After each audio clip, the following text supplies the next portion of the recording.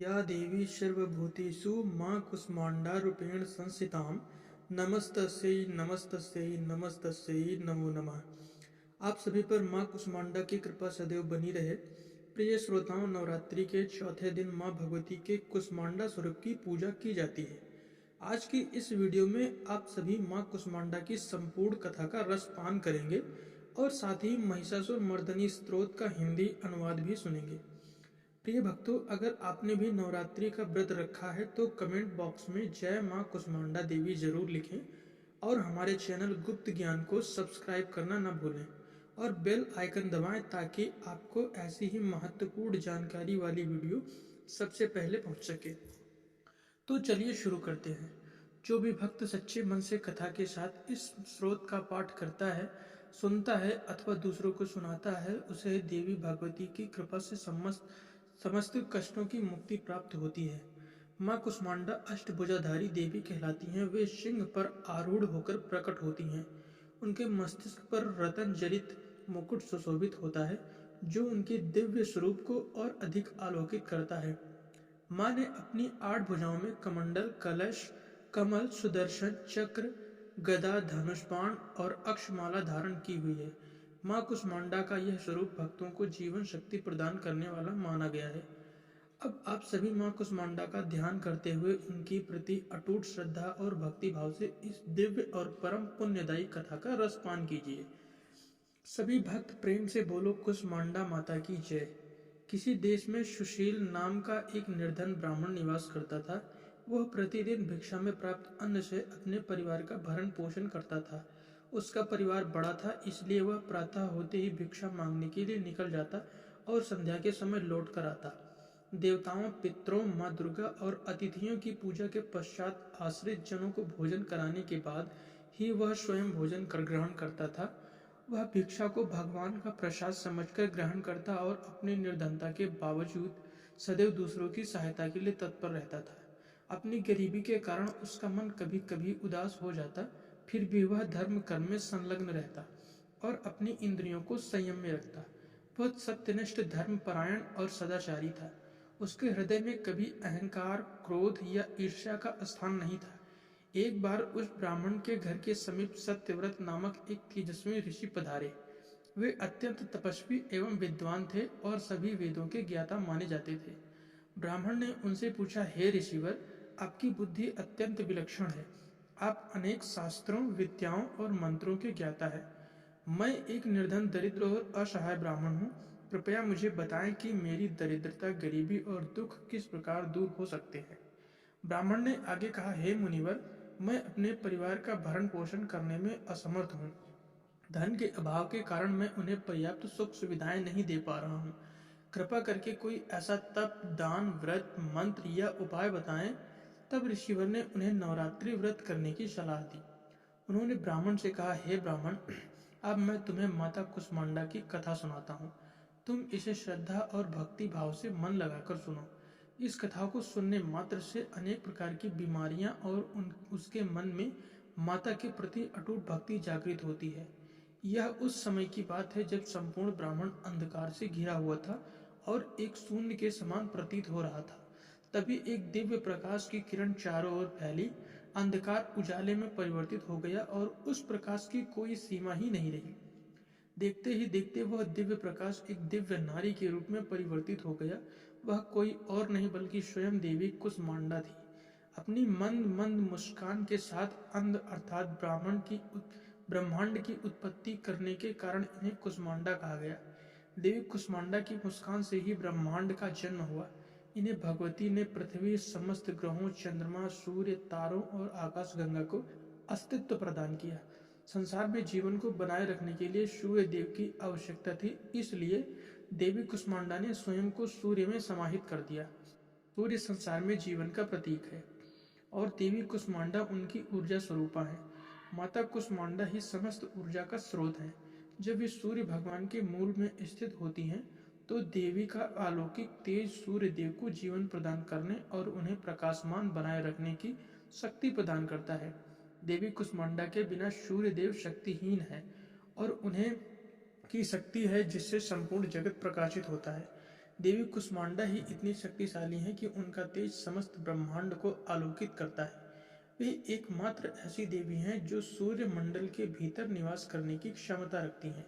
जो भक्त माता की आराधना करता है उसे अनेक प्रकार के सुखों की प्राप्ति होती है। माता की कृपा से वह जन्म जन्मांतरों के पाप का नाश कर इस जीवन में सभी प्रकार की सुख सुविधाओं को प्राप्त करता है। महर्षि सत्यव्रत ने आगे कहा, हे ब्राह्मण, माता कुष्मांडा की स्तुति करने से आयु, यश, बुद्धि और बल में वृद्धि होती है। साथ ही समस्त रोगों से मुक्ति मिलती है, दरिद्रता दूर होती है, नकारात्मक शक्तियां समाप्त हो जाती हैं और हर प्रकार की समस्याओं का समाधान माता की कृपा से सहज ही प्राप्त हो जाता है। इनकी आराधना से समृद्धि और उन्नति प्राप्त होती है, दुख विपत्ति और कष्टों से मुक्ति मिलती है। प्रिय श्रोताओं, तब महर्षि सत्यव्रत की सलाह पर ब्राह्मण सुशील ने भी नवरात्रि व्रत का पालन किया। उसने माता कुष्मांडा की स्तुति की और महर्षि सत्यव्रत को अपना गुरु मानकर उनसे माया बीज नामक भुवनेश्वरी मंत्र की दीक्षा ली। उसकी भक्ति से प्रसन्न होकर माता भगवती ने 9वें वर्ष की नवरात्रि को अष्टमी तिथि को मध्य रात्रि में उसे स्वप्न में दर्शन दिए और इस प्रकार माता कुष्मांडा की कृपा से सुशील ब्राह्मण की दरिद्रता समाप्त हो गई। माँ भगवती की कृपा से समृद्धि से भर गया। हे हिमालय राज की पुत्री, हे गिरिजा देवी, समस्त विश्व को आनंदित करने वाली देवी, नंदी गणों द्वारा पूजित गिरिश्रेष्ठ विंध्याचल के शिखर पर निवास करने वाली देवी, अपनी लीला से भगवान श्री विष्णु को प्रसन्न करने वाली देवी, आपको बारंबार प्रणाम है। हे जगत जननी भगवती, अपने केसों की लटाओं से आकाश को आलोकित करने वाली पर्वतराज की पुत्री, आपकी जय हो, आपकी जय हो, आपकी जय हो।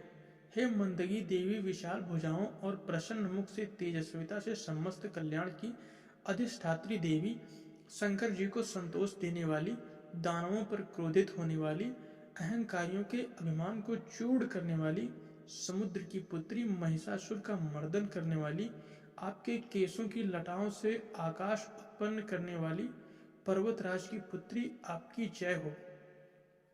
हे जगत माता, मेरी माँ, प्रेम से कदम के वन में निवास करने वाली, हास भाव में रमण करने वाली, हिमालय के शिखर पर स्थित अपने भवन में विराजमान मधु के समान मधुर वाणी वाली, मधु कैटभ के संहार से दुष्टों को नाश करने वाली, महिषासुर को विदीर्ण करने वाली, सदा युद्ध में लीन रहने वाली पर्वतराज की पुत्री, आपकी जय हो।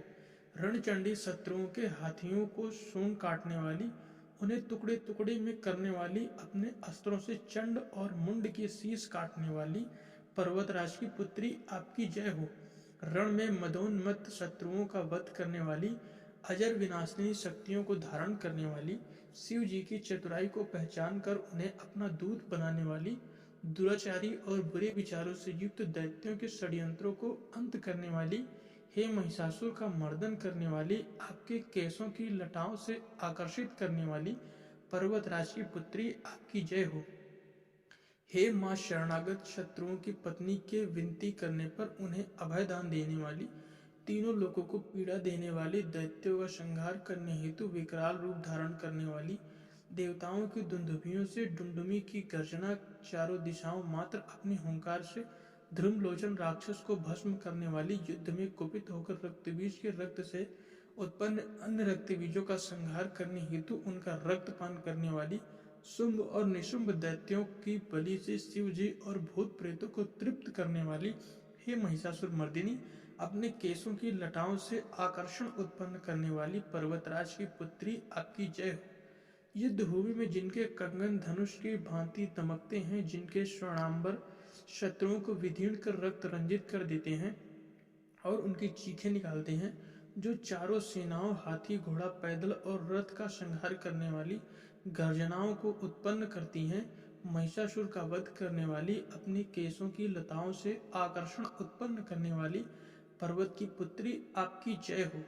देवांगनाओं के तथा थे जैसे शब्दों से युक्त भावनाओं में मग्न होकर नृत्य करने वाली, कुकुथ, अड़ी जैसे विभिन्न मात्राओं वाले तालों और स्वर्गीय गीतों को सुनने में लीन रहने वाली, मुंदकी, धू, धुकुत, धीमी धीमी जैसे गंभीर ध्वनि में तल्लीन रहने वाली, हे महिषासुर का वध करने वाली, अपने केशों की लताओं से आकर्षित करने वाली पर्वतराज की पुत्री, आपकी जय हो।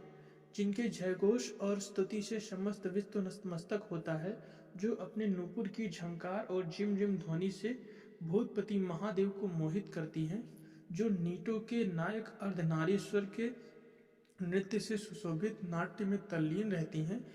हे महिषासुर का वध करने वाली, अपने केसों की लताओं से आकर्षण उत्पन्न करने वाली पर्वत की पुत्री, आपकी जय हो।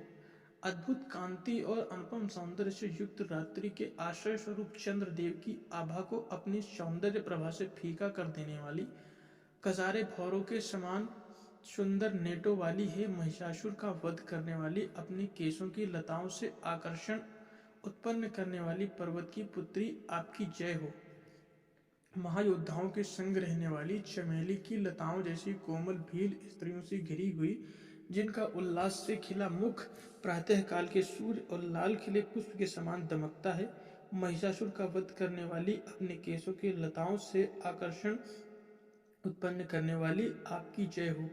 हे गजगामिनी, तीनों लोकों की आभूषण स्वरूप सौंदर्य शक्ति और कलाओं से सुशोभित, हे राजकुमारी, सुंदर मुस्कान वाली, स्त्रियों को पाने के लिए मन में मोहित करने वाली, मदन पुत्री के समान, आपकी जय हो।